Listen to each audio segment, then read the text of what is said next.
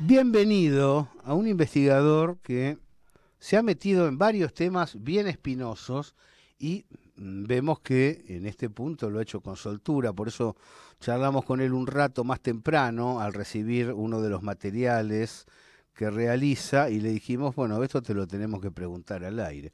Guillermo Robledo, bienvenido a La Señal, bienvenido a La Gráfica. Gabriel Fernández te saluda. ¿Qué tal, Gabriel? ¿Cómo estás? Saludos a todos los compañeros y compañeras que trabajan ahí en la radiográfica y ese gran laburo que hacen. ¿Cómo están? Bien, bien. Un poquito cansados de algunas versiones oficiales sobre un tema que ha sido un antes y un después en la vida política argentina, ¿no? Eh, ¿Quién mató, Guillermo, a José Ignacio Rucci, a tu entender? Bueno, mira, vos sabés que yo lo vengo trabajando desde hace muchos Sí. años. Eh, eh, yo hablo de quién asesinó a Rucci, ¿no? Ujú. Este, ahí, yo soy militante peronista desde aquella época, de los 15 años, y creo que hay que hacer un profundo revisionismo, que es un poco lo que yo, por lo que nosotros planteamos desde nuestras posibilidades, nuestros programas, nuestros escritos, nuestras revistas que fuimos sacando sucesivamente en todos estos años. Y estamos convencidos que fue un accionar de la comunidad de inteligencia. O sea, la comunidad de inteligencia es una sola, no está dividida por países, son los países centrales de la OTAN, básicamente la CIA, el Mossad y el G5 inglés, Ujú. son los que deciden eh, acciones de envergadura en los países, ¿no?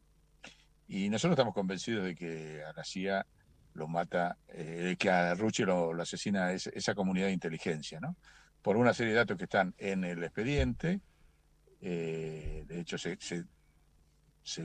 le dispara desde el colegio Maimónides, que formaba parte, la Fundación Maimónides forma parte de esa derecha israelí que ya también hay que hacer un revisionismo de la Argentina desde cuándo estaba funcionando, porque el enfrentamiento entre esa derecha israelí que manejaba el Maimónides y otras estructuras con lo que era la izquierda israelí, en el cual estaba encuadrado Helvar. No se olviden que la pata estratégica era Perón, Helvar y Rucci Ujú. en ese momento. Y Helvar era un enemigo de ese sector de derecha israelí, que es hoy el que gobierna en la Argentina, sí, también en la Argentina, hay que decirlo, ¿no? Lamentablemente a través de Milei, Sí. pero es el que gobierna Israel. Ujú. Entonces, nosotros creemos que ha sido una acción hay que irse al contexto de aquella época para hacer ese revisionismo. Los grandes revisionismos que hay que hacer al respecto es el primero, que está borrado, que es la gran marcha de unidad de movilización que acuerda las 62 organizaciones gremiales peronistas con Montoneros para el 31 de septiembre para saldar lo que había sido el despelote de Seiza, el enfrentamiento en Seiza. Eso fue Entonces, una movilización extraordinaria sobre la calle Azopardo. exactamente, frente a la CGT se ¿De acuerdo? acuerda Ujú. las dos conducciones, la de la 62 manejada por Lorenzo y la de los Montoneros, acuerdan ese acto de unidad donde en el balcón de Azopardo estaba Perón, no era cualquier balcón el que estaba ahí, Ujú. ¿no? Y se producen 6 horas de marcha sin el menor conflicto ni enfrentamiento entre Montoneros y los gremios, poniéndose a las órdenes de Perón. Y después, a los 4 días de eso, hay un reportaje espectacular que todo militante del campo nacional y popular tiene que leer y reinterpretar a la luz de la historia, que se lo hacen a Perón. Es el 4 de septiembre, está completo en la web, se puede conseguir, donde le preguntan Timerman, Villarroel y Maidana, que eran los tres periodistas estrellas de aquella época, y Timerman le pregunta exactamente qué piensa que va a opinar las Fuerzas Armadas de, de semejante acto de unidad entre la juventud, Montoneros y los sindicatos. Y Perón le dice con total tranquilidad, mire, con los muchachos, este es momento nuestro, por la tensión que está viviendo el país, dentro de 3 años será el momento de ellos. Para lo cual Perón le había dado a Montoneros todas las estructuras de las principales gobernaciones, la universidad, la ¿Cuántas educación. provincias tenía el peronismo revolucionario en ese momento? Perón le había puesto como gobernador a Videgain en la provincia de Buenos Aires, Ujú.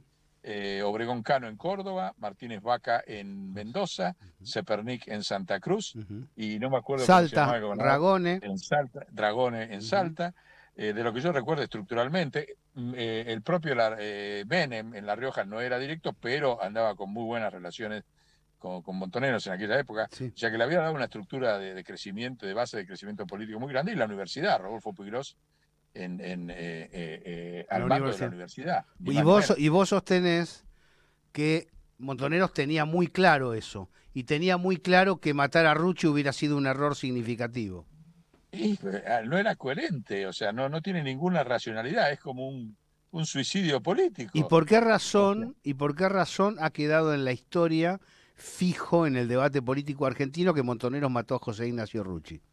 bueno, porque se borra las declaraciones de los principales líderes. Por ejemplo, hay un reportaje que le hace Jorge Asís a, a, a Firmenich cuando estaba en la cárcel, allá por el 80, no me acuerdo qué año, al principio de la democracia, donde explícitamente dice, ya lo dije 20 meses, nosotros no fuimos, nuestro error fue no negarlo suficientemente. Lo reporté así. Ahora, de eso no se habló más. Es El decir, poder de dirección editorial. se necesitaba la fractura de la juventud con Perón. Exactamente, porque lo que estaba en disputa era la herencia de Perón. O sea, después de muerto Perón, todos los sectores interesados en que el peronismo no gire hacia una posición de nacionalismo revolucionario, no te estoy diciendo de socialismo nacional, de nacionalismo revolucionario. Entonces hubo todo un relato en democracia de muchos periodistas y escribas que son todos de ese sector, por ejemplo, Reato trabaja para el Opus Dei, Ujú. es sabido, y se la pasa permanentemente fogoneando este tema. Lo mismo otros como periodistas que trabajan para los servicios. Y Entonces, mucho más cercano, las Guillermo, otras versiones, la esta versión distancia es que hay como, entre el testimonio de la hija de Rucci, que es el que trasciende, y el hijo de Rucci, que dice algo bien distinto. claro, bien contradictorios. La hija dice que fue Montoneros y el hijo dice que fue la CIA. Claro, Acaba de decirlo recién en un reportaje la semana pasada. O tal sea, cual. sigue el debate, pero lo que se crea, como vos bien decís, es el clima. Fueron los montoneros, fueron los montoneros, fueron los montoneros, lo repite, la justicia no investiga los cursos de acción que no sean acusar a montoneros. Es lo mismo que la AMIA, no hay gran diferencia. O sea, el responsable es Irán y la justicia no investiga los otros cursos de acción, porque significa ir a investigar los servicios de inteligencia internacionales. Entonces eso está prohibido en la Argentina, los medios también, porque el que sale por ese lado. ¿Vos te pensás que a mí, vos me reporteás, vos te pensás que a mí me dejarían ir a algún programa de televisión a hablar de esto? Ujú. No, porque, por ejemplo, yo también explicaría por qué Lorenzo Miguel explícitamente dice que no fueron los montoneros, que no se sabe de dónde salieron las balas. Se lo dijo al Barba Gutiérrez, se lo dijo al Consejo Directivo de la UOM. Hace un año, cuando la hija de Rucci quiso ir a provocar que la UOM se meta como querellante, otra pregunta, ¿por qué nunca fue querellante ni la CGT ni la UOM Ujú. en el asesinato de Rucci? Porque ellos mismos saben que no fue así, saben que vino de otro lado y nunca quisieron ser. La hija de Rucci buscó que el Consejo Directivo los culpara a los montoneros y el Consejo Directivo decaló el anterior, no el que eligieron ahora, dijo que no iban a participar porque no tenían ninguna prueba de que hubiesen sido los montoneros. Eso están todos los testigos vivos. Otro que también habla mucho de eso es Curto. Curto es el que defiende a capa y espada que no fueron los montoneros, se lo puede entrevistar cualquier periodista, pero ninguno de esos temas va a salir en los medios de comunicación. Entonces ahí está el problema de que tenemos un poder de fuego como lo que vos haces con tu radio, al lado de lo que te hacen todas las noches, todos los medios de comunicación del imperio, terminan confundiendo a los jóvenes porque es necesario que los jóvenes sigan enfrentados con los Vos trabajadores y que no sabés, se vea bien. Guillermo, que recuerdo, digo, estos elementos los estás planteando vos, yo no tengo otros elementos para contrastar o para respaldar, pero sí recuerdo, en el diario La Voz se decide hacerle un reportaje a Lorenzo Miguel. Y el interrogante era, ¿nos recibirá Lorenzo? ¿Le interesará? ¿No tendrá bronca? Recién había salido de la cárcel. Lorenzo chocho de la vida de hablar con la gente del diario La Voz, con los que estábamos ahí en el diario La Voz. Y no pasó ninguna cuenta ni ninguna factura. Digo en beneficio de lo que vos estás señalando. No había ningún entripado de base entre las 62 organizaciones y montoneros que se fuera a plasmar. Y mucho menos por alguien que había estado detenido junto con tantos militantes de Juventud Peronista. Claro, la figura de Lorenzo, por eso te digo, sería interesante un reportaje a alguien vivo, como es Hugo Curto hoy. Ujú. Sería bueno que ustedes en la gráfica lo hagan porque ahí tendrían mucha tela para cortar. Incluso hablamos con Curto, porque ustedes saben que yo milité siempre con el Barba Gutiérrez, que venía de Montoneros y de la UOM. Y entonces él me contaba las charlas que tenía con Lorenzo, que siempre se decían mutuamente. Acá en el Consejo Directivo los únicos que estuvimos en la universidad fueron vos y yo, porque Lorenzo le decía universidad a la cárcel, ¿no? Entonces le contaba, también sería bueno que le hagas un reportaje al Barba sobre estos temas, y un día le confesó Lorenzo, que también sería interesante que se lo preguntes al Barba, le dice, Lorenzo, Barba, te voy a hacer una confesión. Estaban solos los dos, ¿no? Nosotros nos equivocamos en el 73, porque el viejo Perón quería poner a un tipo joven, lo quería poner a Val Medina de segundo, y nosotros los gremios le forzamos a Isabel. Y el Barba me llama, mirá, todo esto me contó Lorenzo, sería bueno documentarlo. Intentamos hacer un registro, viste, oral de ese tema, y fue justo cuando se enfermó de diabetes y al poco tiempo murió.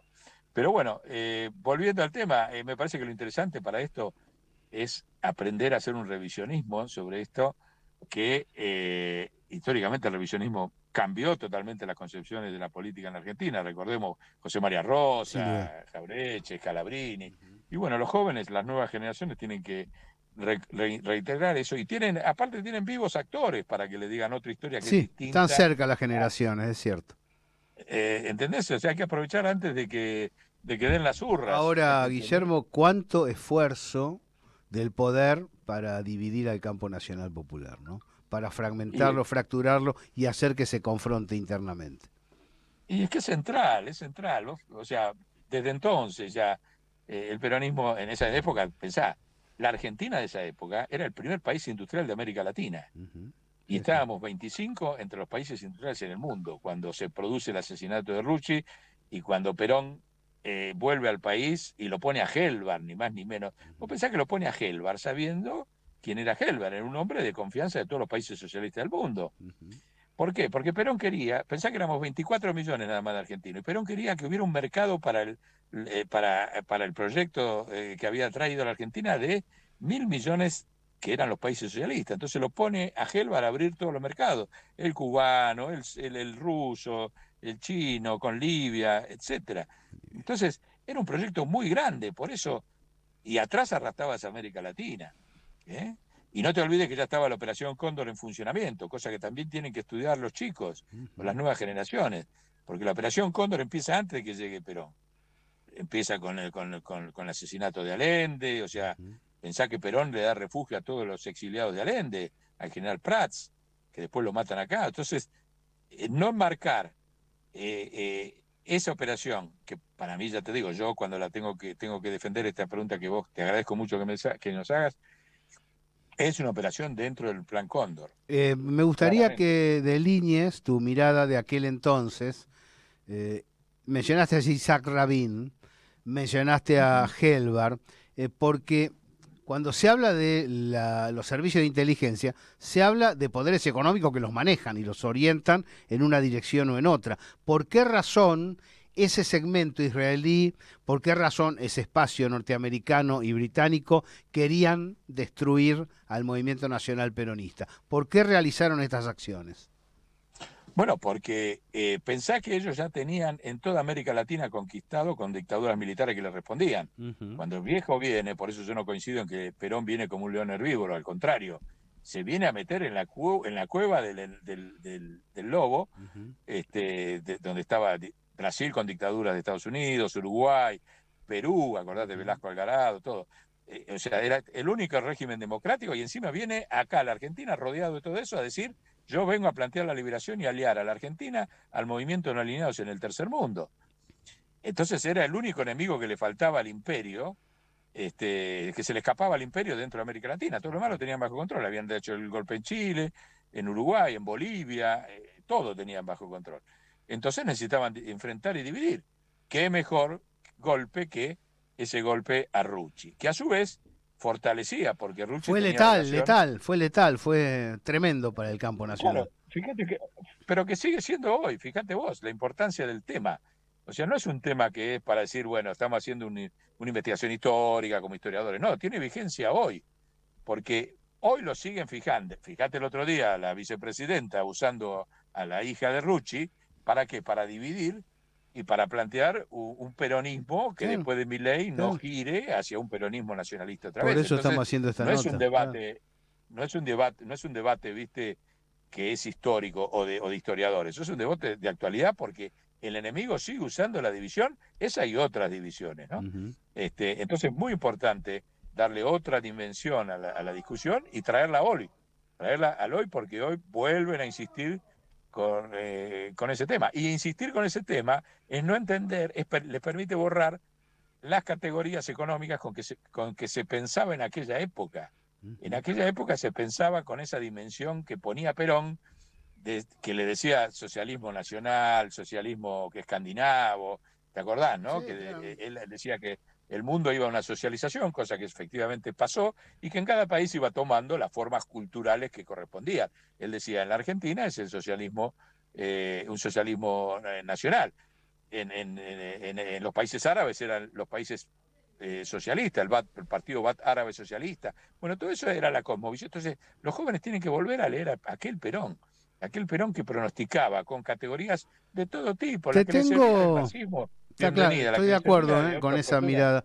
Hay que retornar a ese pensar. Pero te pongo en problema, Guillermo, porque Dale. em, López Rega, la sensación es que López Rega fue designado por Perón en el Ministerio de Bienestar Social. ¿Qué pasó ahí? Mira, en esta lógica que te digo que Perón, o sea, lo primero que hay que entender es que el Ministerio de el Ministerio de Acción Social no era el ministerio de hoy. ¿De Sí, sí, acuerdo? O sea, está claro. lo primero que digo cuando se plantea esa polémica es ¿a quién le dio el poder real de la economía? Se lo dio a Helvar, porque se lo dio en el Ministerio de Economía, el Banco Central y el Canciller Real Económico. Y Helvar era un tipo de la Unión Soviética, Estoy Perón de lo sabía acuerdo, estoy de perfectamente. acuerdo. Sí. Entonces, es Pero, muy posible que Perón haya dicho, bueno, pongamos un tipo que es de Estados Unidos ahí y ujú, listo. Eh, si te tengo que dar una respuesta de esa práctica de equilibrio, pero los poderes estratégicos no se lo dio a Isabel, no se lo dio a López Rega, se lo dio a Helvar, que de hecho renuncia a los 2 meses que muere Perón. Y el proyecto estratégico, y López Rega era un infiltrado, como tuvieron todos los infiltrados.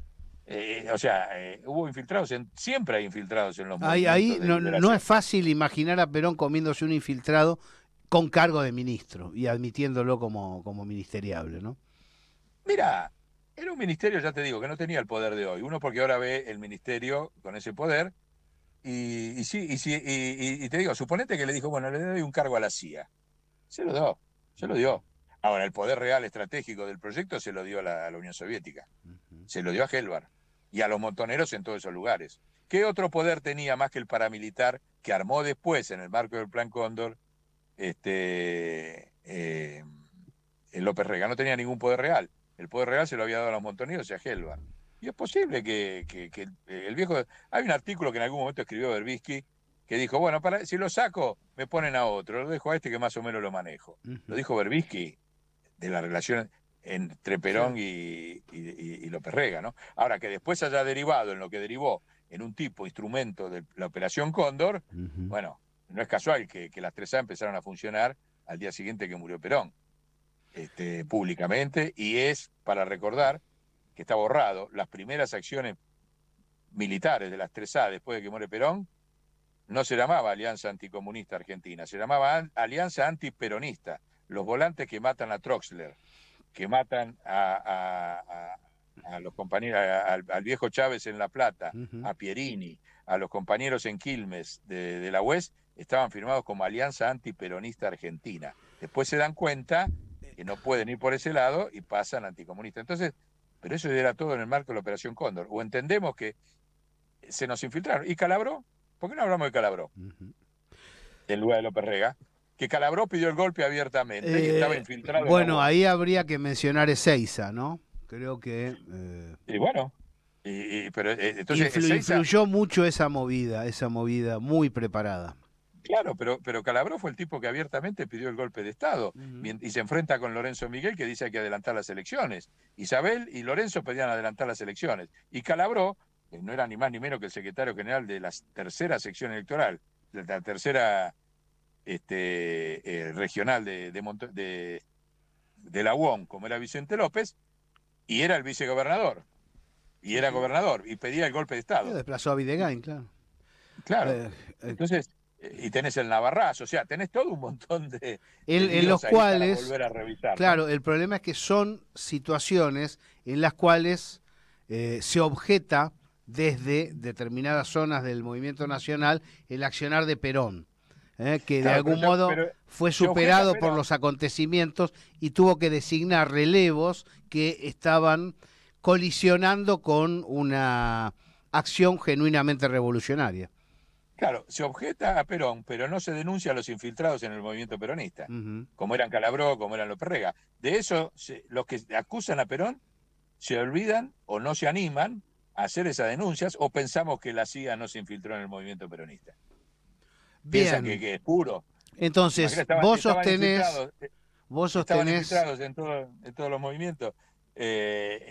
Incluso también puede haber infiltrado en Montonero, como los hubo en el ARP. Sí, no tanto, es distinto el proceso. Es lindo para charlarlo también, interesante. Sí. Guillermo, entonces... Es para hacer un seminario este tema, ¿eh? Entonces, sostenés que Montoneros no mató a José Ignacio Rucci. Montoneros no mató a José Ignacio Rucci, por esa, ya te digo, es incoherente. Montoneros siempre, aparte no estaba ilegalizado, pensá que Montoneros no... Hay algo que me dijiste hoy también, no usaba francotiradores a diestra y siniestra en cualquier circunstancia. Nunca los usó. Era un movimiento insurgente. Este es el único hecho que no se autorreivindicó, fíjate de casualidad, y que lo hacen cuando no estaban en la ilegalidad.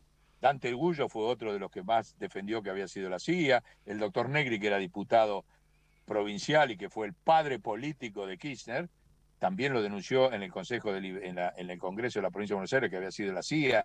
O sea, hay un montón de gente que se expresó públicamente siendo de Montoneros, y ya te digo, Firmenich dice, otra vez con lo mismo. Bueno, ahora, el problema está en que hay que asumir el accionar internacional dentro del movimiento. Ya te digo, Calabró y los herederos de Calabró hoy en el movimiento, ¿quiénes son? ¿Por qué no hablamos de eso en lugar de atacar la figura de Perón? Suponete que Perón tuvo esa debilidad y que eso le rompe toda la fortaleza de su estrategia nacional que vino a ser, como te digo, en el medio de toda la dictadura, el viejo tuvo las bolas de venir a sentarse de presidente, de poner a los montoneros en el gobierno, de pactar con la Unión Soviética, con Cuba, y se iba a China. Herba le había hablado, le había armado un viaje, ¿te imaginas? Un abrazo entre Perón y Mao, que iba a suceder si no se moría. Guillermo Robledo, te mando un fuerte abrazo desde La Gráfica. Dale. Gracias por esta comunicación. Muchas gracias a todos. Seguimos.